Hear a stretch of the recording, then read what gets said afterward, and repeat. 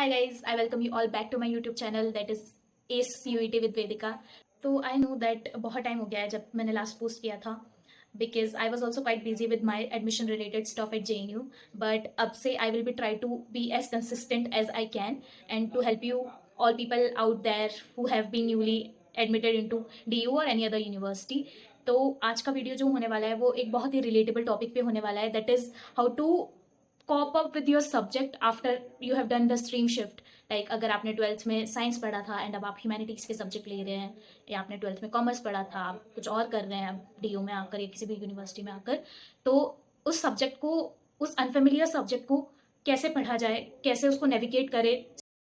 तो आज की वीडियो में हम ऐसी 3 चीज़ों के बारे में बात करेंगे जो आपके लिए हेल्पफुल हो सकती है आपकी इस जर्नी को नेविगेट करने में. आपकी जो जर्नी है आपके 12th के छोड़े हुए सब्जेक्ट से लेके आपने जो ग्रेजुएशन में नया सब्जेक्ट पढ़ा है उससे रूबरू होने की, उससे इंटरेक्ट करने की एंड उसके साथ एक अच्छा तालमेल बिठाने की, because you have to spend the 3 most precious year of your life with that subject and you just can't let them pass कि यार मजे मजे में हो जाएगा, कर लेंगे, पास हो जाएंगे, बस इतना.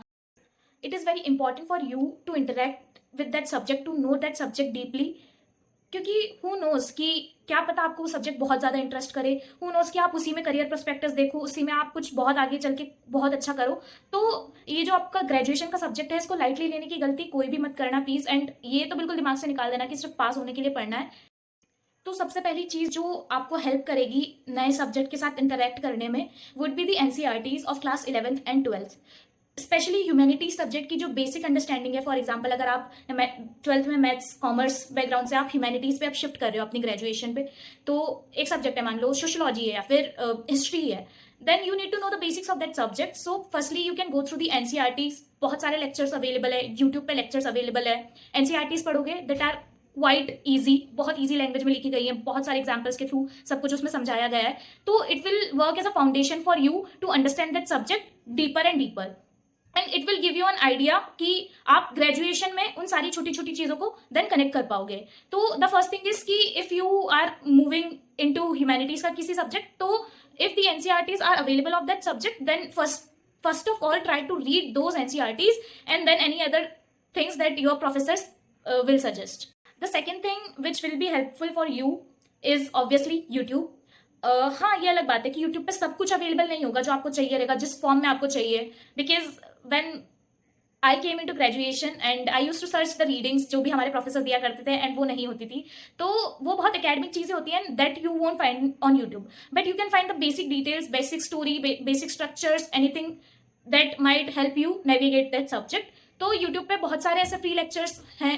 एंड जो यूट्यूब पे सबसे अच्छी चीज़ है आपके कोर्स से रिलेटेड, स्पेशली ह्यूमैनिटीज़ के कोर्स से रिलेटेड, इज दी दूरदर्शन के ई-विद्या प्रोग्राम्स, या फिर ऐसे ही ई-विद्या नाम से कुछ तो चैनल्स हैं जिन पे सारे सब्जेक्ट्स के, philosophy, history, geography, economics, even maths, numerical subject, सब के आपको लेक्चर्स अवेलेबल हैं जो कि लाइक इंडियन गवर्नमेंट की तरफ से ही अवेलेबल करवाए गए हैं. तो if by chance if you miss any lecture in your college, तो आप वहां से कवर कर सकते हैं. या फिर आपको खुद से पढ़ना है, आपको कॉलेज में समझ नहीं आ रहा है, then you can refer to those lectures and you can also make notes out of them. तो सेकेंड चीज हो गई अपनी YouTube. Now the third thing which is gonna be helpful for you is ChatGPT.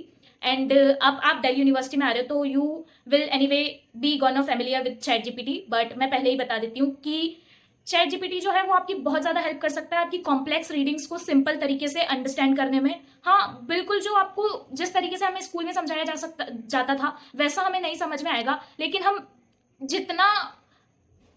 जितनी हमें बेसिक अंडरस्टैंडिंग होगी हमारे सब्जेक्ट की, उतनी ChatGPT हमें अच्छे से प्रोवाइड करेगा. अगर आप उसको अच्छे से प्रॉम्प्ट्स वगैरह देते हो, then it will break down things for you like a teacher only.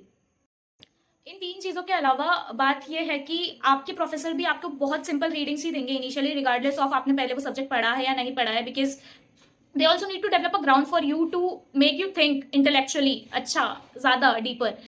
तो this video was short and simple. ये कुछ प्रैक्टिकल टिप्स थी जो मैं आप लोगों को बताना चाहती थी. इसके अलावा अगर आपके कुछ और डाउट्स है, कुछ और चीज़ें जो भी आप मुझसे पूछना चाहते हैं, देन प्लीज कॉमेंट डाउन, और you can also DM me on Instagram. I have recently opened my Instagram as well. And yeah, that was pretty much it for this video. And yeah, see you all in the next video. Till then, bye bye.